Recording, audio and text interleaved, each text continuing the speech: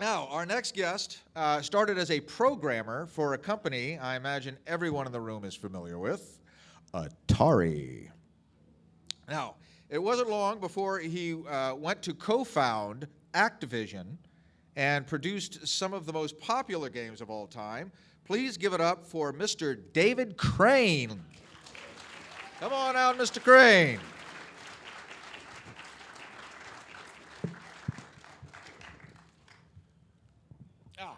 Welcome to the show. Thank you. All right, have a seat, have a seat. All right, can I call you David? Certainly. All right, David. So now I imagine that you've been to a number of different classic video game conventions. How do you find Free Play Florida stacking up? Well, so far what I've seen is the video game crowd in here in Florida is really excited about the retro games. Yeah? All right. So you having a good time here? I am, thank you. Excellent. So, now I'd like to talk about your early career as a programmer. What was it like working for Atari all the way back in the 70s? Well, there's a lot of legends about Atari, hot tubs in the, front hallway and hot tub parties and that sort of thing. A lot of that is overblown and very much legend. My experience at Atari, we worked closely with Nolan Bushnell, the founder of Atari, and as everybody knows, one of the fathers of video games.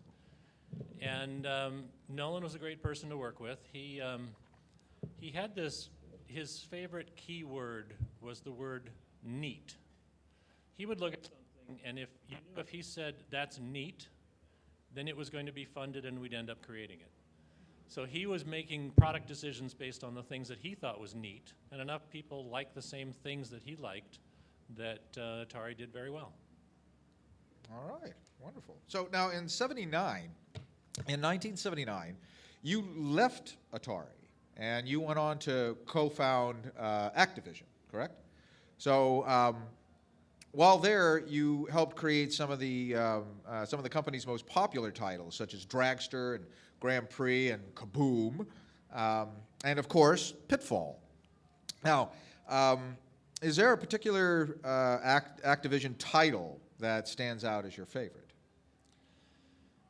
Interestingly enough, I have published, I lose count after 40 years, but I've published close to 100 games on consoles, on online, on iPhone, iPad, and yet to most of the people in this room and everyone at this conference, I'm Mr. Pitfall. Everybody just remembers me for Pitfall, and that's okay. It was a good game and had a lot of effect on the industry. It was very innovative in a number of ways. So Pitfall is the game that I am most, connected with. But every one of the games that I did had something interesting to me, some technical trick that I did or some creative issue that I had to solve. So they're all my babies, and it's kind of hard to choose one and say this is the best. So they're your children. That's right. So the others would just get jealous. So now you work with some incredible people during your career. One person specifically stands out to me, which. So what can you tell us about your collaboration with Garry Kitchen? Well, Garry and I met in the real early 80s.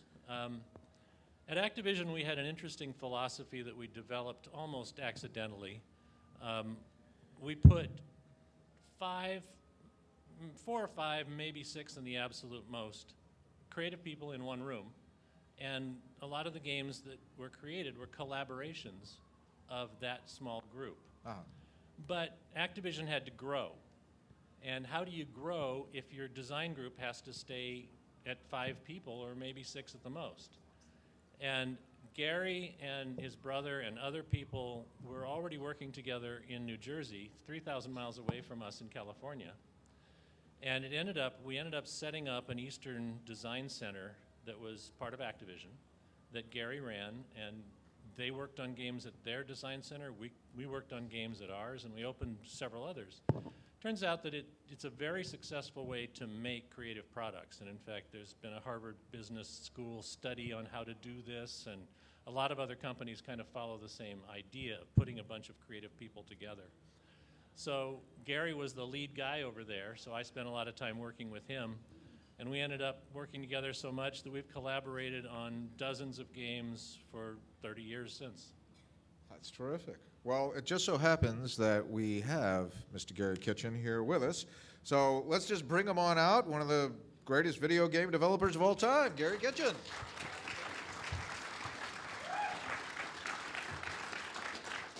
Welcome, sir. Hello. Welcome to the show. Good to meet you. Have a seat. Have a Thank seat. you. All righty. All righty. How are you, Dave? I'm doing good. How about you? Okay. Now, before you joined David and his Activision entourage, you created the Donkey Kong port for the Atari 2600, a game that sold over 1 million copies. So, yes, yeah, you can applaud for that. Give it up. Give it up. So, what was it like working on a game that already had such a big following? It was very exciting, very challenging, and it's been a fascinating legacy for me all throughout my career because it was an incredibly hard game to make on an incredibly underpowered platform. I mean, the platform wasn't really up to the task of making that game, so I had to make a semblance of it, the best you could do on that platform. And it was very exciting. I got it done on time. It sold many millions of units. It was a huge success. And to this day, I get to explain to people all the time about why it only has 2 levels when the arcade game had 4 levels. Well, I remember the old Atari games. You know, there was only so many objects that could be on the screen at one time, because then everything would start blinking and fading, and you know, so like, you know, when you got all those asteroids on the screen or something, they're all flashing because they're so, you know, the more objects, the more they flash. So Right. That was the challenge. If you think about Donkey Kong, you have Mario running up the slanted ramps. You have an array of barrels coming down, following each other down. You have a hammer that Mario can grab and use to hit the barrels. You have the ape at the top. You have the girl he's trying to save. And the thing about the Atari is you have to try to figure out how to do all that, make it move in a way that's playing very closely to the arcade game, right, but do it all with the magic of 2 single objects. And that's the type of thing that gives you a little bit of gray hair here and there. yeah, I can imagine. And how many I of can them imagine. flickered? Not a flicker to be found. All right, so now in 1983, you helped produce games like Pressure Cooker and Keystone Caper. What was it like working with David over at Activision? Well, when I joined Activision in '82, and it was incredibly intimidating because at that point, Dave was by far doing the best home video games in the world. Uh-huh. And he was an icon in the industry. I mean, I think I met him. He had just been on the cover of Delta's In-Flight magazine. So it was a little intimidating.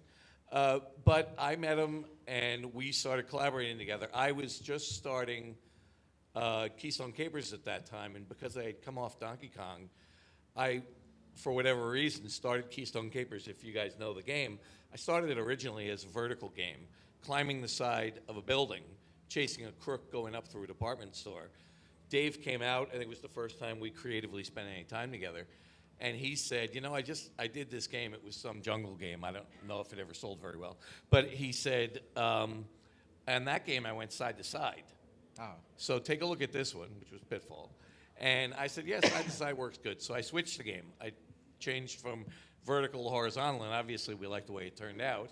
So that was the first in what ended up being, 30-plus years of collaboration between Dave and I.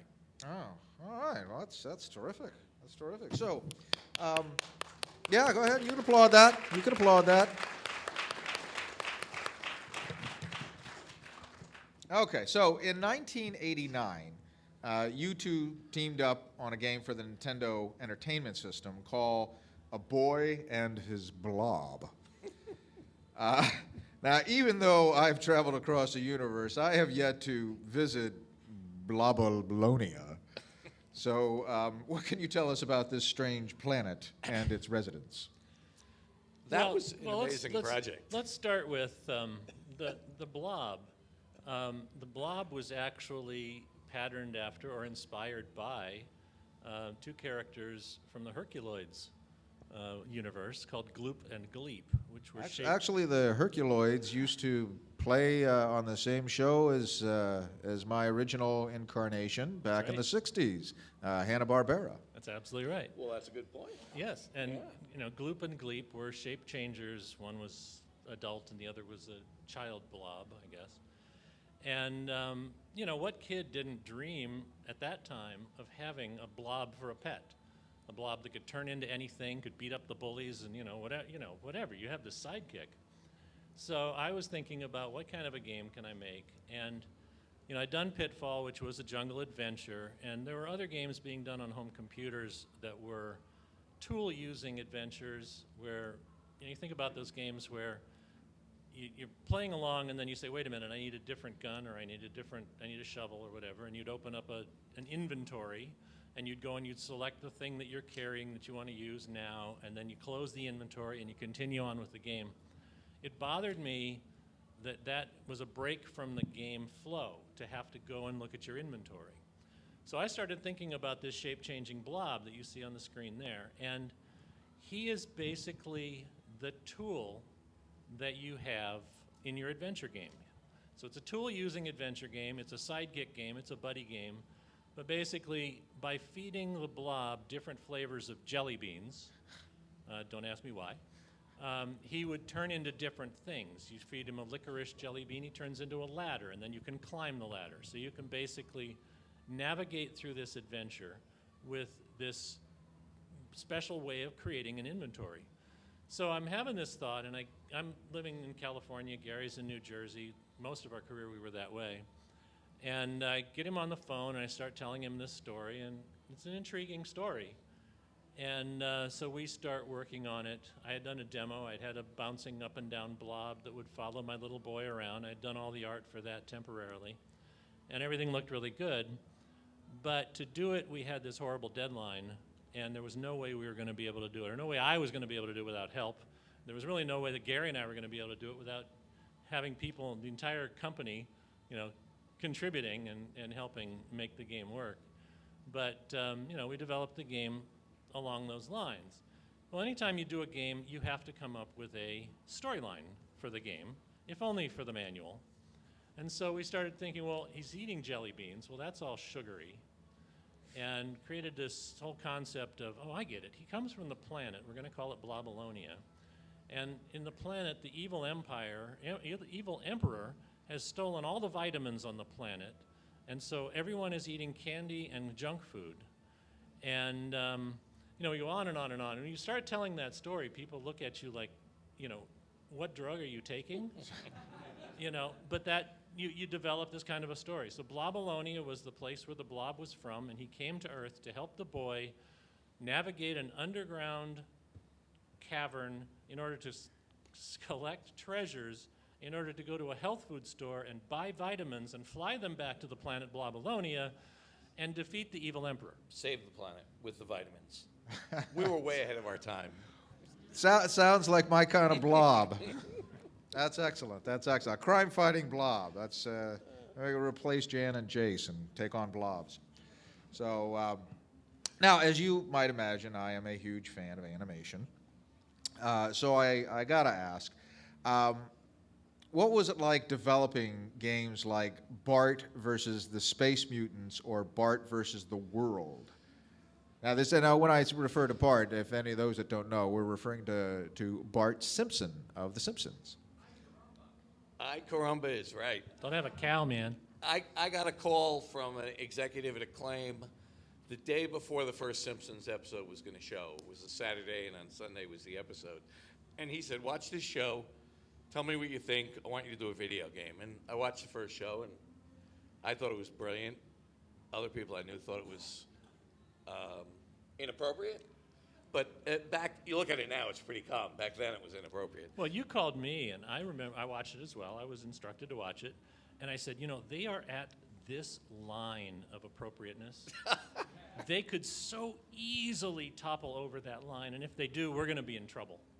But they stayed behind that They line. did stay behind the line. So we signed on to do it with Acclaim, who was the game publisher. I went out to California, went on the Fox lot, met with Matt Groening, the creator of the characters, and James L. Brooks, the producer of the show. Spent a lot of time with them talking about the essence of the characters, the essence of the storylines. Hired a brilliant guy from Warner, Barry Marks, who was a writer. And he and I spent a lot of time together and came up with the crazy idea on Bart versus the Space Mutants of the X-ray glasses. You remember the X-ray glasses? You wear them, and if you're wearing them, you can see that there are aliens that have taken over the bodies of people in Springfield. Take the glasses off, they're your regular characters like Mo and other characters like that. Put them on, and you can see that Mo is actually an alien. So that was the idea. The idea we came up with very quickly was because nobody in this room is as old as us. So, but anyway, when you read old DC comics back in the 50s and 60s, last page of the comic book, inside cover, there were always ads, tons and tons of little ads, these little crazy ads. And it was always this little ad for X-ray glasses that you could buy them, and they would make people look naked when you put them on. So we said if Bart was ever going to buy anything in a comic book, it would be one of those pairs of glasses. And that's what he does in the game. He buys one of those pairs of glasses, wants to see the girls naked, but he figures out that what he's actually seeing is he's able to see what humans are possessed. And that's how he takes the world back from the Space Mutants. So it was really fun. It was fun developing a creative storyline. A lot of that goes to my friend Barry, rest in peace, who passed a few years ago. He was brilliant in the development of that storyline. And it was great fun working with Matt Groening and the creators. It was great. So what was it like working with the Simpsons team? It was great. I mean, we didn't go further than Matt and James L. Brooks, but they were very excited about doing a game. And they, we had to temper it a little bit because in their minds, not being game people, they wanted all the characters involved. They wanted Maggie involved. They wanted all the family involved, Grandpa. And we were able to do that with cameos. They wanted them probably to take a more active role, but you had to face the facts that commercially, people are going to want to be Bart. People want to be running with Bart and playing with Bart and skateboarding. I mean, in Bart versus the World, which was the third one in the series, we had Bart skateboarding down the Great Wall of China, which is probably my favorite part of any of those three games. So, it was a Bart game because it had to be, because that's what we knew a teenage consumer would want. But it was great. It was just the best time. We had a great time doing it. Oh, that's awesome. That's terrific. That's terrific. So, over all the years that you two have been friends, is there any particular project that you have collaborated on that stands out that would be, your favorite? It has to be A Boy and His Blob because of the craziness of it. Dave sent me that demo out of middle of April, and there was this rule in Nintendo World that to get a game on the shelves by Christmas, it had to be at Nintendo in Seattle, finished on May 30th. That's it. Don't talk to me about June 1st. May 30th or goodbye. So he sends this to me on middle of April, boot up my computer, toss a jelly bean, guy turns into a ladder. I fall out of my chair. I get up, I call Dave, I said, we got to do this. I said, how do we get it done in 6 weeks? And he said, well, I can't do it in 6 weeks. I said, okay. So we put him on a plane, brought him out to Glen Rock, New Jersey, put him up in a rented room down the road, which he called the Flop House, affectionately. And he lived in the Flop House for 6 weeks, and he would get up at whatever time of the day, trudge up the hill to the office. We would work 20 hours. He would go back, trudge back down, get a few hours of sleep, trudge back up. Then we'd work 22 hours, and we did that for 6 weeks. And it was such a symbiotic effort, the two of us, just astoundingly putting in more hours until we were working around the clock. But we got it done, and it ended up being one of our most popular games. We designed a game that was a 10-month development schedule. And we did it in 6 weeks. It was insane. It was completely insane. We had one of the new guys at the company. We brought him in to do some compression software for us for the imagery or whatever. And he was sitting in our kickoff meeting. He's kind of a quiet guy, talking about the schedule. And we adjourned, and he didn't leave his seat. And, Garry turned to Rick and said, what's the problem, Rick? And he goes, can I ask a question? I said, yeah, what's going on? He said, is it normal to do a game like this in 6 weeks? Not really. Not really. Literally, as Gary was saying, was 20 hours on, 4 hours off for at least the last few weeks, then 24 hours for a couple days before we then took the game to show it at CES. Every game went to the Consumer Electronics Show to be shown to the public, right? And we had to stand on the show floor and just demonstrate the game. I mean, we'd just been working 24 hours a day, 48 hours straight at least, and we had to stand there and demo the game. And then, while we're demoing the game, we're finding bugs. This is a game that has to be shipped off to Nintendo in 2 or 3 days after CES. So after the show closes, 6 p.m., we went back to a shared room where we had a computer set up, and we debugged this game. All night. All night. So basically, I would imagine that's a tedious process, debugging something. the tester would say, "Oh, I found another one," and we'd look at it, and Gary, that's in your code. You know? And I'd be laying there like, okay. So then I'd go up and I'd fix the bug, and then 5 minutes later, Dave, that's in your code. Okay. So morning comes, we have to go back to the show. We've been up the entire night. We're demoing it again, and now we're about 2 days away from the deadline, June 1st maybe. And somebody says, how are you going to get the code up to Nintendo by June 1st? There's no FedEx. This is pre-FedEx, guys. There was no way. So what we did is we took an engineer, we took a development system, a computer, all the ancillary hardware and software he needed. We shipped it to Seattle, put him up in a hotel, and he set up a AOL account with a slow modem, and he waited, and we sent the final code to him at noon on May 30th. He spent the afternoon assembling it, put it into a ROM, burned a ROM, put it in a ROM, walked across the street at 5 o'clock, handed it to Nintendo. It was insane. All right, yeah. Give it up for that one. Give it up for that one. Very good, very good. Now, the story doesn't end there. There's more. Nintendo Nintendo is a first-party publisher as well. They made their own games, the Mario games, whatever. Right. They didn't have that same deadline, as we find out later. Yeah, no. Comes Their games are September of that same year, we get a phone call. It turns out that A Boy and His Blob was the absolute most favorite game played in the halls of Nintendo. They were playing it left and right. Everybody was playing it and loving this game, right? Right. And one of the guys who unfortunately had a little bit of power lost his blob once. I mean, you've got this blob. If you look, he comes along, he follows along with you, or else you're even carrying him in some cases. But it's theoretically possible to throw the blob off a cliff and not be able to get him back, for example. So I knew that was the case, and I said, fine, it's a video game. Hit reset, if that happens, right? And the guy said, absolutely not. We are not going to ship a game where you can lose the ability to complete the game by losing your sidekick, right? This is September, You got to fix it. Third week of September. Fix it. You got to fix it. So I canceled everything I was doing and rewrote that portion of the game. And the way I fixed it is I had a bunch of games that the objects that the blob could turn into.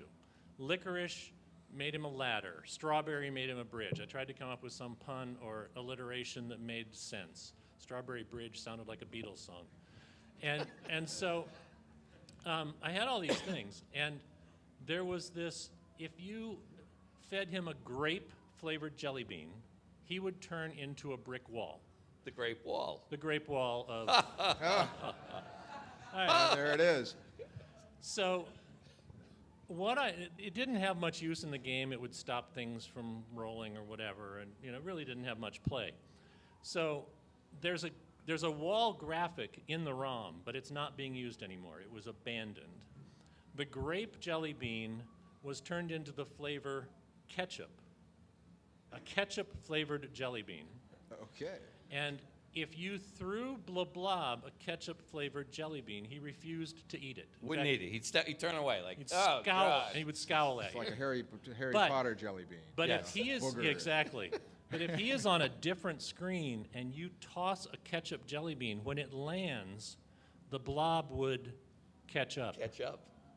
And that's how we solved the problem. That's clever. And the Very last clever. thing on the Williams Blob, a year later, I was at Nintendo. I was in a meeting. came out of a meeting, walking down the hall, and the person I was meeting said, "Oh, hold on one second. Someone wants to talk to you." And then she dragged me into a room, and there's Mr. Miyamoto, the guy who created Zelda and Mario and Donkey Kong, who I had never met at that point. And he said, "I just want to tell you that A Boy in a Blob is one of my favorite games." Oh, And that made it all worthwhile that's awesome. to hear it from the best designer. Very, yeah. Very good. Very good, gentlemen. Oh, that's wonderful. That's wonderful. And of course, I told him I did the whole game, took all the credit. That's right. But Dave wasn't there, so. But What are you going to do? And delivering that final code in like September 25th, they still managed to make Christmas with it. So that whole May 30th That whole May thing 30th was, thing was false. it was all a lie. Oh, wow. Well, you guys have some wonderful stories. I wish we had more time to keep going on. So I have one final question, and that would be if you two fine gentlemen would please sign my desk. Sign the desk. the Okay, desk. here we go. Signing of the desk. There we go. Awesome. Thank Mr. you. Dave. If I get down, I might not be able to get back up. We'll get some people from the audience. We'll get some grips to assist. So, Brandon, get on that. Get some people over here to help him. Okay. All right, great. Thank you very much. Ladies and gentlemen, please give it up for Garry Kitchen and David Crane of Activision. Thank you very much. Thank you. Wonderful meeting.